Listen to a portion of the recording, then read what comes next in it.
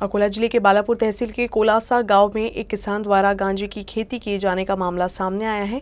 गांजे की खेती करने की पुष्टि होने पर पुलिस ने शिकायत दर्ज कर 15 किलो 380 ग्राम गांजा जब्त किया है। जब्त किए गए गांजे की कीमत 1.5 लाख रुपए बताई जा रही है। बालापुर पुलिस थाना अंतर्गत कोलसा गांव निवासी भीमराव सिरसाट ने ज्यादा पैसे कमाने की चाह में अपने घर के आंगन में गांजा के पौधे लगाए थे। इस बात की जानकारी बालापुर के पुलिस निरीक्षक दत्तात्रेय आहाड़े को मिली, जिसके बाद पुलिस ने इस मामले को गंभीरता से लेते हुए कोलासा गांव भीमराव सिरसाट के घर पर छापा मारा।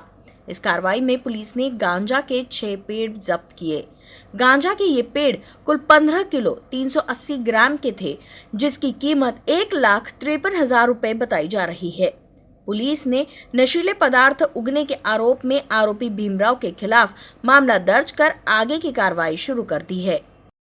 ठंड के मौसम में बादल छाए रहने से फसलों को नुकसान हो रहा है। बादल की वजह से फसल पर कीड़ों का प्रकोप बढ़ गया है, जिससे किसान काफी चिंतित है। अकोला जिले के मूर्तिजापुर अकोट पातुर तहसील में इस बार मानसून के दौरान अच्छी बारिश होने के बाद उम्मीद थी कि ठंड में मौसम के अनुकूल रहने से अच्छी पैदावार होगी, लेकिन ठंड शुरू होने के बाद भी आसमान में बादल छाए रहने से खेत में लगे फसल पर कीड़ों का प्रादुर्भाव पड़ने लगा है। पहले ही किसान अतिवृष्टि और दोबारा बुआई से अतिरिक्त खर्च से अभी तक उबर नहीं पाए हैं। ऐसे में अब रबी की फसल पर कीड़ों का प्रादुर्भाव होने से किसानों की मुश्किलें तो और भी बढ़ गई है। ऐसे में फसल को कीड़ों के प्रादुर्भाव से सुरक्षित बचाए रखने के लिए विशेष ख्याल रखने की जरूरत है। अकोला में फसल संरक्षण अधिकारी अजय सदावर्ते ने इस संबंध में किसानों का मार्गदर्शन किया। तूर पिकावरती या दरम्यान 3 प्रकारच्या किडींचा प्रादुर्भाव आपल्या भागात दिसून येतो। त्याच्यामध्ये सर्वप्रथम की जास्त नुकसान करणारी कीड म्हणजे की हिरवी शेंगे पोखरणारी अळी। तर ही अळी हिरवट पोपटी रंगाची असते, कधीकधी तिचा गुलाबी किंवा करडा रंगसुद्धा दिसून येतो। हिच्या पाठीवरती तुटक तुटक अशा रेषा असतात। तर ही अळी काय करते की सुरुवातीच्या अवस्थेत जेव्हा तिच्या पहिल्या व दुसऱ्या अवस्थेत असते तेव्हा ती कळ्यांना आणि फुलांना खाऊन आपली उपजीविका करते व जशी मग ती मोठी होते तेव्हा ती शेंगांना छिद्र करून आतील दाणे घाऊन फस्त करते व त्यामुळे शेतकऱ्यांचे प्रचंड असे नुकसान हे होत असते। दुसरी जी अळी आहे एक ती म्हणजे की पिसारी पतंगाची अळी। तर पिसारी पतंगाची अळी ही या हिरव्या अळीपेक्षा थोडीशी लहान असते व तिच्या अंगावरती सूक्ष्म असे काटे आणि केस असतात आणि ही अळी काय करते की तुरीच्या शेंगांना वरतून खरबडते व त्यांना छिद्र पाडते व त्यातील दाणा खात असते। तर हिच्यामुळे सुद्धा बरेचसे नुकसान होते। आणि एक तिसऱ्या प्रकारची अळीचा प्रादुर्भाव आपल्या इथे होत असतो ती म्हणजे की शेंगे माशी। तर शेंगे माशी या किडीची जी मादी असते, जी मादी माशी असते ती काय करते की तुरीच्या शेंगाला छिद्र करून त्याच्या आतमध्ये अंडी टाकते आणि या अंड्यातून पांढरी गुळगुळीत अळी लहानशी बाहेर पडते व ती तुरीच्या दाण्यांना शेंगेच्या आतमध्ये राहूनच कुरतडून खाते। संपूर्ण दाणा खात नाही, दाणा अर्धवट कुरतडते, त्यामुळे मग तुरीच्या दाण्यांची मुकणी होते। तर अशा प्रकारे या तिन्ही किडींमुळे तुरीचे नुकसान हे संभवते। तर याच्यासाठी आपण 2 फवारण्या जर का केल्या तर आपण हा आपला प्रादुर्भाव कमी करू शकतो व आपले उत्पन्न वाढू शकते। अकोला जिले के कान्हेरी सरब गांव के विटुप नदी के किनारे एक लोमड़ी का बच्चा प्लास्टिक के कंटेनर में फंस गया था, जिसे वन्य जीव प्रेमी की मदद से बचाया गया।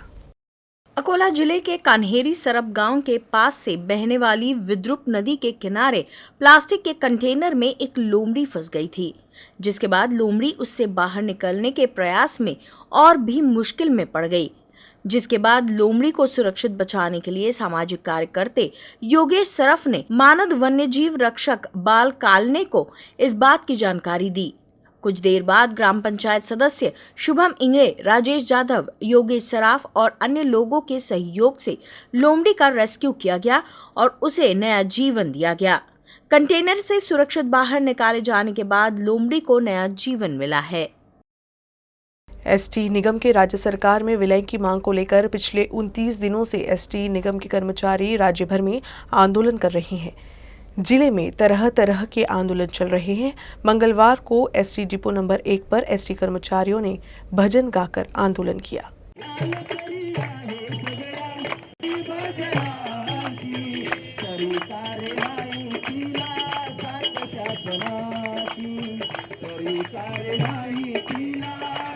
शासनाची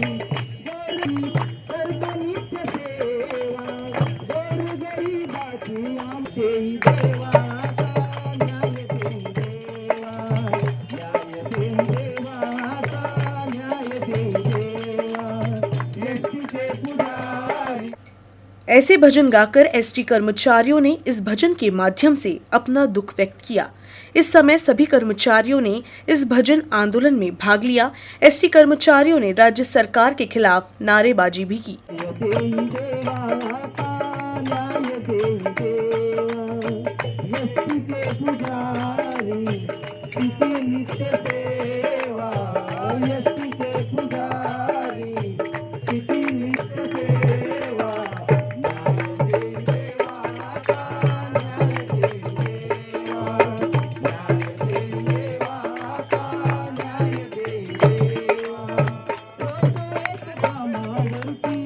बिजली बिल का भुगतान नहीं करने पर बुल्ढाना जिले में किसानों की बिजली काटी जा रही है। बिजली कंपनियों के इस फैसले के खिलाफ किसानों में रोष का वातावरण है। किसानों के गुस्से को देखते हुए पूर्व विधायक दिलीप कुमार सानंदा ने बिजली वितरण कंपनी के अधिकारियों का घेराव किया और खामगांव संभाग के किसानों को राहत देने की चेतावनी दी। इस साल किसानों की फसल को भारी नुकसान हुआ है। इसको लेकर किसानों ने बड़ी संख्या में सरकार से शिकायत की है। खामगांव विधानसभा क्षेत्र के पूर्व विधायक दिलीप कुमार सानंदा ने मंगलवार को किसानों सहित वितरण कंपनी के अधीक्षक अभियंता से मुलाकात की और किसानों की लगातार शिकायत पर उन्हें घेर लिया। दरअसल खामगांव में बकाया बिलों का भुगतान नहीं करने पर बिजली कंपनियों द्वारा किसानों के कनेक्शन काटे जा रहे हैं, जिससे स्थानीय किसानों में भारी गुस्सा है। यही वजह है कि विधायक सानंदा ने बिजली कंपनी के दफ्तर पर धावा बोलकर किसानों के बिजली कनेक्शन को दोबारा जोड़ने की मांग की है। इसके अलावा बिजली वितरण कंपनी से कटे बिजली कनेक्शनों को बहाल कराने की भी मांग की है। जिल्ह्यामध्ये कुठे तर जिल्ह्यामध्ये तर जास्त असेल, मोठ्या प्रमाणात असेल,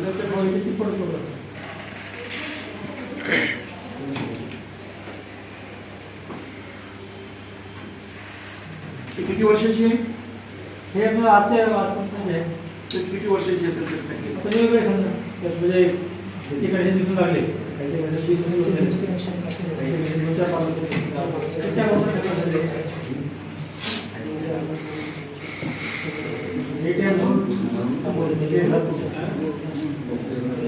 आपल्या झोनमध्ये राज्याची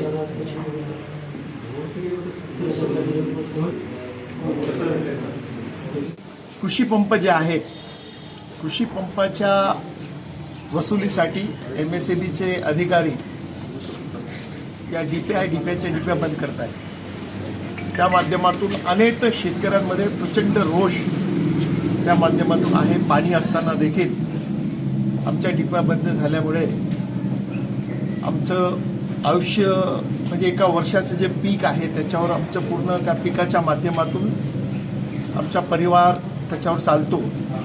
अशा वेळेस जर डिप्या बंद झाल्या, पाणी आम्हाला मिळालं नाही तर मोठ्या प्रमाणामध्ये त्यांचं नुकसान होईल। त्या माध्यमातून वेळ प्रसंगी आत्महत्या करावी लागेल अशा प्रकारच्या तक्रारी, अशा प्रकारचा रोष अनेक शेतकरी बांधवांनी व्यक्त केला। त्या माध्यमातून आज कार्यकारी अभियंता खामगाव यांच्याशी भेट घेतली। त्यांना सांगितलं किती डिप्या बंद आहे, त्या डिप्या इमिडिएट सुरू करा तुम्ही, व भविष्यामध्ये ते डिप्या बंद आपण करू नका। जर आपण डिप्या तात्काळ सुरू केला नाही तर आमचा जो काँग्रेस जनाच्या वतीने जो घेराव आंदोलन आज आहे तो आंदोलन अधिक तीव्र होईल। तात्काळ तुम्ही आदेश द्या व भविष्यात डिप्या ज्या आहेत बंद केल्या जाणार नाही अशा प्रकारचं आश्वासन द्या। त्याप्रमाणे त्यांनी संबंधित सर्व अधिकाऱ्यांना तात्काळ डिप्या सुरू करण्याचे आदेश दिले व त्या माध्यमातून भविष्यामध्ये डिप्या ज्या आहेत बंद केल्या जाणार नाही अशा प्रकारचं त्यांनी सांगितलं।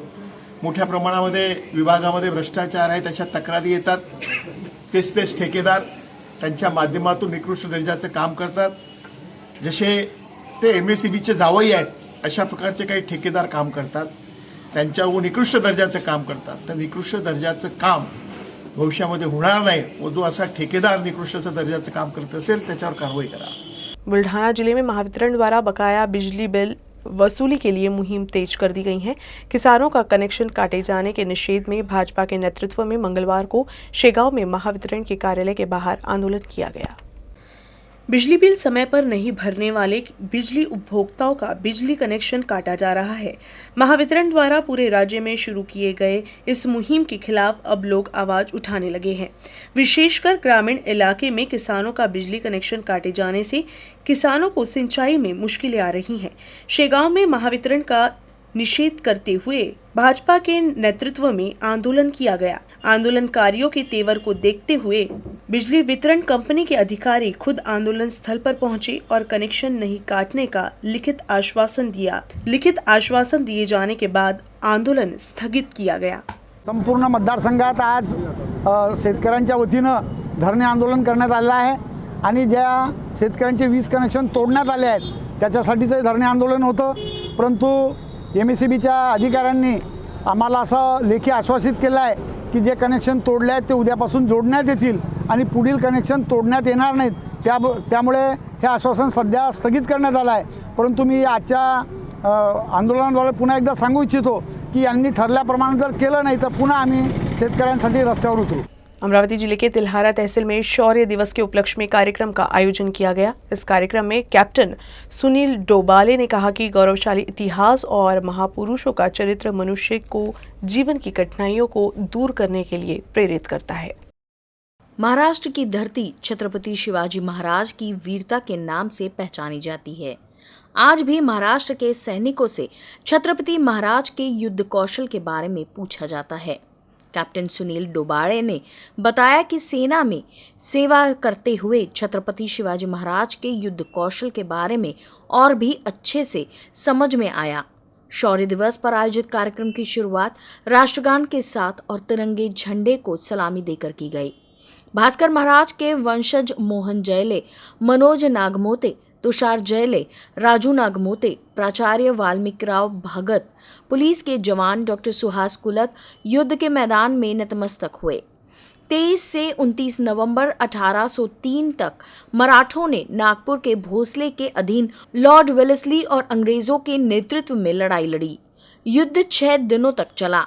इस युद्ध में मराठों द्वारा बड़ी संख्या में ब्रिटिश सैनिक मारे गए थे। इसके अलावा कैप्टन केन को मराठा सरदार करताजी राव जायले ने मार डाला था। आर्किटेक्ट अनंत गावंडे ने अपने परिचय में इस युद्ध क्षेत्र के महत्व पर प्रकाश डाला। अशोक राव अमानकर, नगर निगम पार्षद मंगेश काले, अकोट नगर सेवक विवेक बोचे, श्रीकांत गाईगोले, पंकज दादा जयले, पवन महले, बंधु पाटिल कुलत, डॉक्टर पुरुषोत्तम दातारकर, संजय आठवले, तुषार जायले, अवी डिक्कर, संदीप बोबड़े, वाशिम के एडवोकेट दिलीप सरनाइक, रामप्रभु तराड़े, प्रवीण भगत, ऋषिकेश खोटरे, वैभव आखरे, सदानंद खारोड़े, ओम कराड़े, कुलदीप वसु, डॉक्टर कुलदीप आखरे, अविनाश सावरकर, दीपक जायले, रामेश्वर जायले, विजय जायले उपस्थित थे। इस युद्ध में कई मराठा सैनिक वीरतापूर्वक मारे गए। कार्तजीराव जायले के वंशज उमेश जायले और योगेश जायले की उपस्थिति में अथर्पकगढ़ जाति के शहीद मराठा सैनिकों को सामूहिक श्रद्धांजलि दी गई। इस बार पंचकृषि के हजारों नागरिक मौजूद रहे। कार्यक्रम का संचालन अनंत गावंडे ने किया और शौर्य दिन पर आयोजन इस कार्यक्रम में राजूभाऊ नागमोते ने आभार व्यक्त किया। स्वाभिमानी शेतकरी संगठन के नेता रविकांत तुपकर के अन्य त्याग आंदोलन के दौरान पुलिस वाहन पर तोड़फोड़ और तहसीलदार के वाहन जलाने के आरोप में पुलिस ने रविकांत तुपकर, उनकी पत्नी और कुछ कार्यकर्ताओं के खिलाफ शिकायत दर्ज की है और उन्हें कोर्ट से जमानत दी गई है। विदर्भ और मराठवाड़ा के किसानों की विभिन्न मांगों को लेकर स्वाभिमानी शेतकरी संगठन के नेता रविकांत तुपकर अपने कुछ साथियों के साथ नागपुर और बुल्ढाना में अन्य त्याग आंदोलन किया था। इस आंदोलन के दौरान रविकांत तुपकर के समर्थक पुलिस वाहन में तोड़फोड़ करते हुए तहसीलदार की गाड़ी को जलाने का प्रयास किया था। इस मामले में अब पुलिस ने शिकायत दर्ज कर रविकांत तुपकर और उनकी पत्नी शर्वरी तुपकर को गिरफ्तार किया है। हालांकि बाद में उन्हें जमानत पर रिहा कर दिया है। अन्न सत्याग्रह आंदोलनादरम्यान ठिकठिकाणी ज्या काही घटना झालेल्या आहेत त्या घटनांशी आमचा दुरान्वयाने संबंध नाही. मात्र पोलिसांनी हे आंदोलन दडपण्याच्या हेतूने जाणून बुजून आमच्यावर ही कारवाई केलेली आहे. आमच्यावर विविध गुन्हे दाखल केलेले आहे कलमान्वये. माझं एकच म्हणणं आहे की आमचा न्यायालयीन प्रक्रियेवर पूर्ण विश्वास आहे आणि असे गुन्हे दाखल केल्याने आमचा आवाज दबेल, आमचा आवाज थांबेल, आमचं काम थांबेल असं बिलकुल होणार नाही. आम्ही पुन्हा नव्या दमाने आणि पुन्हा नव्या नेटाने कामाला लागलेलो आहोत. कुठे पोलिसाच्या गाडीची तोडफोड झाली असेल, कुठे तहसीलदाराच्या गाडीची जाळपोळ झाली असेल, लोक रस्त्यावर उतरले, काय काय घटना त्या दरम्यान घडल्या. मी शांततेचं आव्हान त्या दरम्यानच्या काळात करत होतो. या घटना कोणी घडवल्या, काय घडवल्या याबद्दल मला काही सांगता येणार नाही. पण या सगळ्या घटनांची जबाबदारी बुलढाणा पोलिसांनी माझ्यावर, माझ्या पत्नीवर आणि माझ्या काही पदाधिकाऱ्यांवर टाकलेली आहे आणि त्या स्वरूपात गंभीर गुन्हे आमच्यावर दाखल केले. या गुन्ह्यांमध्ये आज बुलढाणा पोलिसांनी आम्हाला अटक केलेली आहे. दुपारी न्यायालयात हजर करणार आहे. बघू काय होतं पुढचं माहीत नाही. परंतु आम्हाला अटक जरी केली आणि कितीही गंभीर स्वरूपाचे गुन्हे दाखल केले तरीसुद्धा शेतकऱ्यांचा आवाज कुणालाही दाबता येणार नाही. ही शेतकऱ्यांची चळवळ अतिशय नेटानं अशाच पद्धतीनं पुढे चालू राहणार आहे. वास्तविक पाहता ज्या घटनेशी माझा काही संबंध नाही, मी उपोषण करत होतो, पण तरीसुद्धा ही सगळी जबाबदारी पोलिसांनी माझ्यावर टाकून या चळवळीचा आवाज दाबण्याचा प्रयत्न केलेला आहे. असल्या गुन्ह्यांनी आमचा आवाज दबणार नाही. किती अटका झाल्या, वेळ प्रसंगी शेतकऱ्याच्या प्रश्नावर फासावर जरी जायची पाळी आली तरीसुद्धा माझी जायची तयारी आहे. पण या अटकेच्या याला आम्ही घाबरणार नाही, या गुन्ह्यांना आम्ही घाबरणार नाही. ही चळवळ अतिशय नेटानं अशाच पद्धतीने पुढे जाणार आहे. विधान परिषद के चुनाव कार्य के लिए कलेक्ट्रेट में 3 गोदामों को खाली करने की जानकारी गोदाम व्यवस्थापक योगेश जंगले ने दी है. कलेक्ट्रेट क्षेत्र के 6 गोदामों में से 3 को चुनावी उद्देश्य से खाली किया जा रहा है.